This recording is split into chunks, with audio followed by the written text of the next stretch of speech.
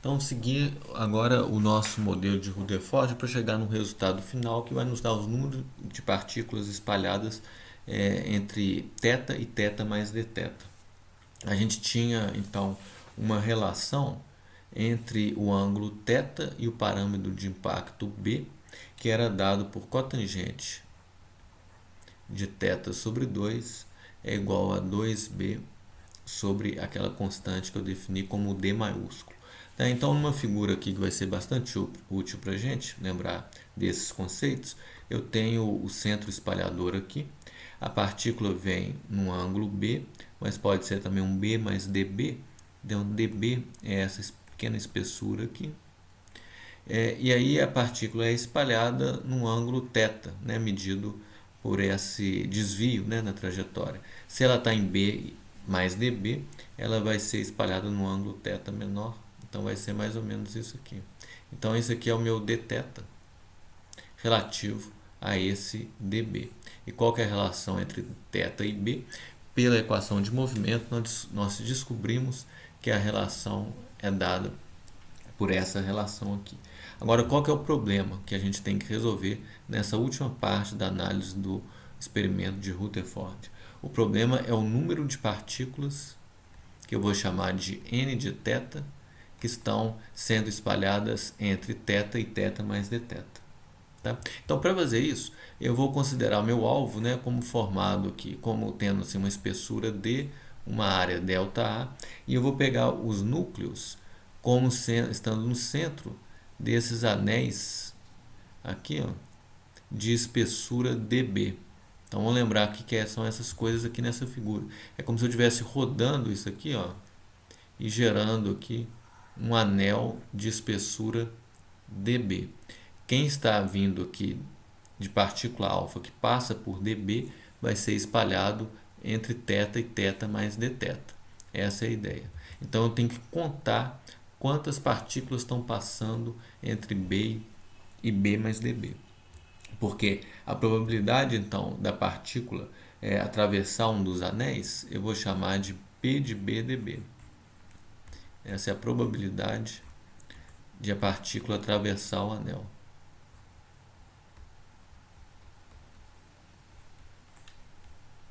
Se ela atravessar o anel de espessura dB, ela vai ser espalhada no ângulo dθ. Então é aí que eu estou querendo fazer a minha contagem. Atravessar um dos anéis.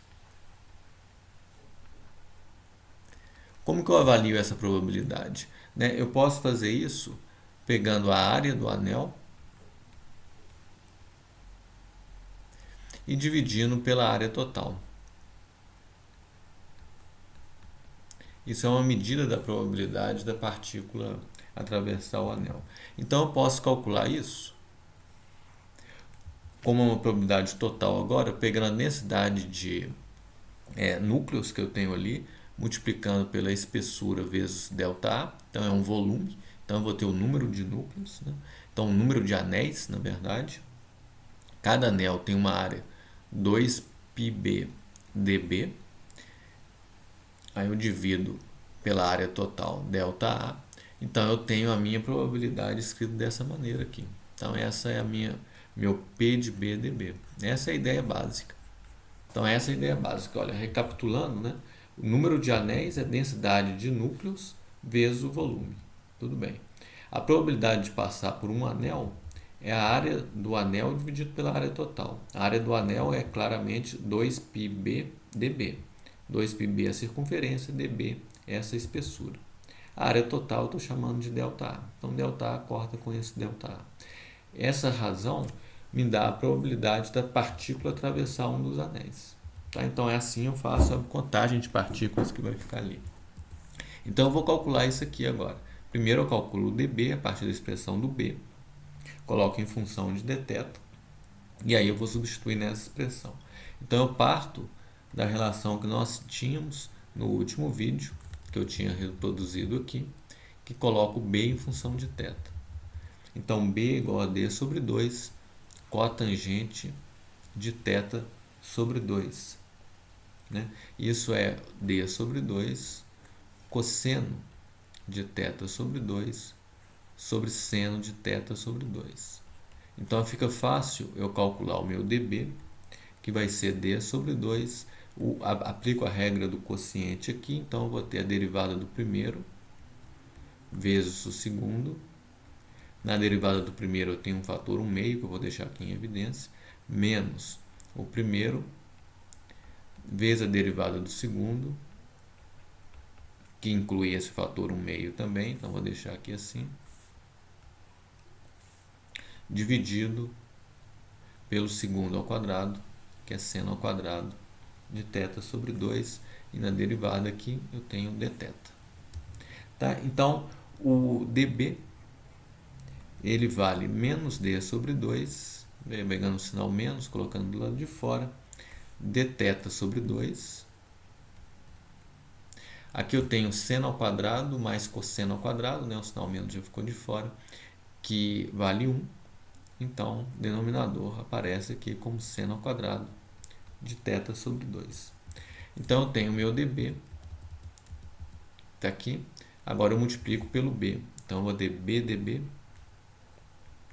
escrito como menos d2 sobre 8, cosseno de θ sobre 2, sobre seno ao cubo de θ sobre 2. Eu incluí, então, aqui o meu b, né, escrito como d sobre 2, cosseno sobre seno de θ sobre 2. Aqui o dθ. O 2 eu já multipliquei aqui agora.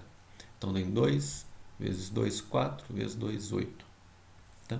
Isso aqui pode ser escrito como menos d2 sobre 16, seno de θ dθ, dividido por seno a quarta de θ sobre 2. Essa passagem é feita notando que o seno de θ ele pode ser escrito como seno de θ sobre 2 mais θ sobre 2, e isso é 2 vezes seno de θ sobre 2 cosseno de θ sobre 2. Então, aqui onde eu tenho cosseno de θ sobre 2, eu vou substituir por seno de θ dividido por 2 seno de θ sobre 2. Aí eu ganho esse fator de 2 a mais e um seno de θ sobre 2 também a mais.